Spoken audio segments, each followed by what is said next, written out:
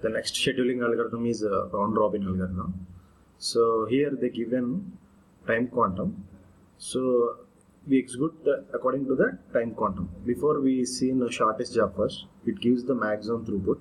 But here round robin algorithm is average turnaround time. It gives the maximum average turnaround time compared to any algorithms.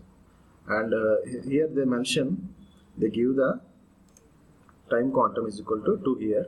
They give in the process numbers, arrival time, burst time. Then we have to calculate the completion time, turnaround time, waiting time, and response time. One thing you have to remember is in preemptive response time and waiting. So you have to calculate the burst time. They given the burst time. You have to calculate completion time, turnaround time, waiting time, response time. One point we have to remember is here. Before we executed, their waiting time and response time is same. In non-preemption, waiting time and response time is same. Now in preemptive, waiting time and response time are different. Okay. So first of all, draw the Gantt chart. So before we are constructed, before if we see round robin or shortest job, before shortest job or FCFS, there is only one Gantt chart is there. But here round robin, we use two Gantt charts. Watch carefully. So this is the, let me change the color so can you understand. So this is the Gantt chart. Maintain two Gantt charts so that this is another Gantt chart.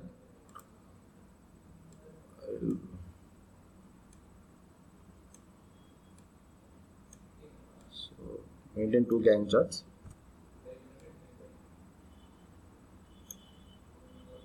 So that okay. Now here, if you see, let me change the color. On 0 only process P1 is executed. Process P1 is up to how much time they given? 2 units. You have to execute only 2 units of time. Okay. They given time quantum is equal to 2. So you have to execute only 2 units. You don't execute after this. Okay. You have to execute only 2 seconds, 2 units or before or minimum. So 2, after 2, just you completed P1. You taken P1. So right here, P1 right here. So after P1 right here. After 2, how many are arrived after 2? Process P1 and process P2 is arrived. On to process P3 also arrived. Only this process are arrived. Process P2 arrived, process P3 arrived. Right? Here, right? P2, process P3. Okay, after you write, then you have to cancel it P1. And you have just 2 units are executed now. So it remains 2. So right here, P1 right here. Because you have to execute again because it is not completed. It have required another 2 units. That's why I'm writing here. Okay. Now take P1 after what is there? P2 is there. So take P2. So P2 also execute 2 units. It means 4. Okay. So P2, after writing the P2, C, anyone is arrived. So P4 before up to P4 only arrived, up to P3 only arrived. Now P4 arrived, P5 arrived because 4 no. So P4 is arrived, P5 is arrived, right? P4 and right P5 because P5 is also arrived because the arrival time is 4. Here we got 4. So write P5 also, P4, P5. Once you write, just take it outside, just crash it, and C, process P2 is 2 units executed. So remaining is, it required 3 units. So it required 3 units now. So right here, after P2 also write because it require another 3 units. That's why I'm writing. If I don't require, then I won't write this here. Okay. Now process P3. What is the next of P2 is P3. Right? Process P3 here. Process P3. So process P3 requires just 2 units. So 4 plus 2, 6. Okay, now see, on 6 only process 6 is arrived, right? P6 here, process P3, just take it outside. So process P3 is now 0. So no need to write here again P3, just listen carefully. Process 3 no need to write here again because it is completed. So it is over. So it is over. No need to write again here. After that P1 is there, right? P1 required only P1 is required 2 units of time. So 8. So now it became 0. Okay. So after no need to write here again. P1 is complete. Just tick it. Process P1 is completed. Now what is there? Process P4 there. Process P4 required only 1 unit of CPU time. So process P4 required only 1 unit. So 8 plus 1, how much? 9. Okay. Process P4 only 1 unit. So it is also completed. Okay. Just mark it like that so that you can understand. So P4 is also completed. Next, what is there? P5 is there, P6 is there, P2 is there. What you have to do? According to this chart, P5 you have to take. Process P5. Process P5 is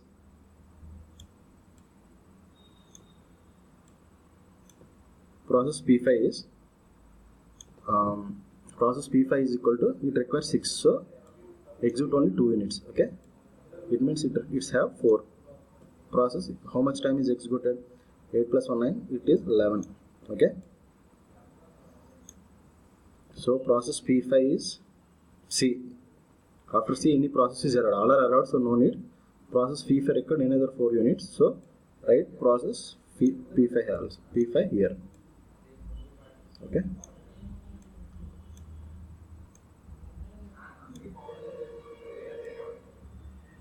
Okay.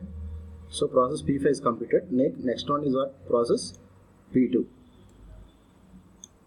Process P2 is there. So process P2. Process of P2 require only 3 units. Now only 1 is required. So 13 here. 11 plus 2 is 13. Process P2 required another 1 unit. So right here process P2. So after P2, P6 is there. P6 required 3 units. So if you execute 2 units, it requires only 1 unit. Process P6. That is, so process P6 is executed 2 units. So that is 1. Okay. So we require 1 unit of time. So I am writing here process P6 here. So on here. After that process. Now process P5. Okay. Take process P5. Process P5 required only. Okay, it required 2. So 2. Okay. Now 15 plus 1 17. 15 plus 2 17. Okay. So again write process P5 here because we require another 2 units. That's why I'm writing here. If I don't require, if it is 0, burst time is 0, then I won't write here because I required another 2 units. That's why I'm writing here because it means that I will take when it over, I will take and I will complete here. I assign to the CPU. That's why. Now process P2 required only 1 unit. Process P2. That is 1. That is 18. So here process P2 is completed because it is 0. So I don't require process P2. That's why I'm not writing here. Okay. Process P6 now. Process P6. Process P6 requires only 1 unit. So it is 19.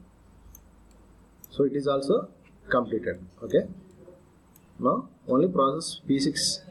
Process P6 is just completed. Just take it outside. Only process P5 is there. It requires only 2 units of time. Process P5. So 19 plus 2 is 21. Okay, because 0. So all are 0 now. So I executed.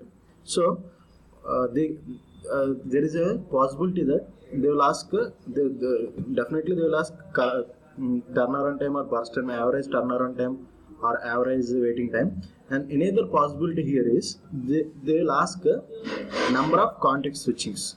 Number of context switchings. They will ask, they give this process number, arrival time, burst time. They will ask a number of context switchings. They will ask the number of context switching.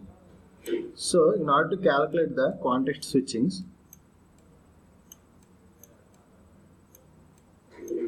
they will ask the context switchings. So they ask find the number of context switchings using the round robin algorithm. They will mention that except starting and ending. So then you have to consider this one. Then you have to consider this one. Okay. This one. Except starting and ending. Consider this one. How many are there? 1, 2, 3, 4, 5, 6, 7, 8, 9, 10, 11. Okay, there are 11 context switchings are there. So completion time is equal to process P1 is completed. Before we executed first come first serve or shortest job first, we go from left onwards. In round robin, take it from right side. Process P1 is completed. Look at this. Process P1 is completed on. Let me check. This is process P2. This is P2. Process P1. Process P1 is completed on 8. Okay. Completion time is 8. So process P2. This is process P2. Come from the right side. Okay. Process P2 is completed on 18. Process P3. Where is P3? P3 here. Process. See. Let me check. P5, P6, P2, P2, P2, P4, P1, P3. P3 is 6. Okay. Process P3 is 6. Process P4 is 9. Process P5 is 11. Okay.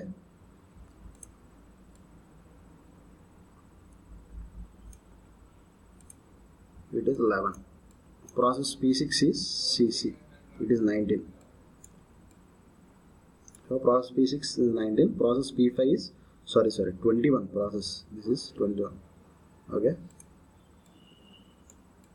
It is 21. Process P4 is 9. Okay. Now turnaround time. What is turnaround time? Completion time minus this both. Completion time minus arrival time. Okay. So completion time, this is 8. 18 minus 1, it is 17. 6 minus 2, it is 4. 9 minus 3, it is 6. It is 17. It is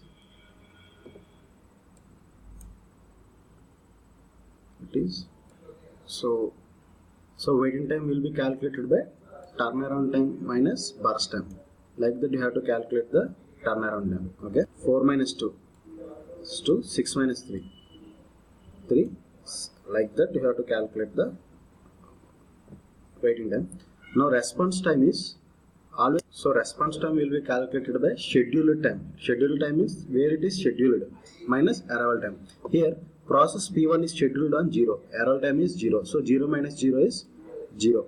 Process P2 is scheduled on process P2. See here 2 is on scheduled. Its arrival time is 1. 2 minus 1 it is 1. Process P3 scheduled on 4. 4 it is arrived on 2. 4 minus 2 is 2. Process P3 is scheduled on 4. 4 minus 3 is how much? 1. Like that you have to calculate. So like that process P4 and process P5. Process P6. So process P6 is arrived on first scheduled on. Look at the Gantt chart. See where it is process 6 on from left to process. Here it is scheduled. Okay. 13. It is arrived on 6. So 13 process P6 is scheduled on 13. It is arrived on 6. It have to wait for how much time? 13 minus 6, that is 7. Okay. This way you have to calculate the response time. Okay. Let me give some examples so that you can understand in a better way. So this is called round robin algorithm. It gives the maximum what we call maximum turnaround time, maximum average turnaround time. Okay. And they will ask you about number of context switching. We have to calculate this one. Okay. Thank you.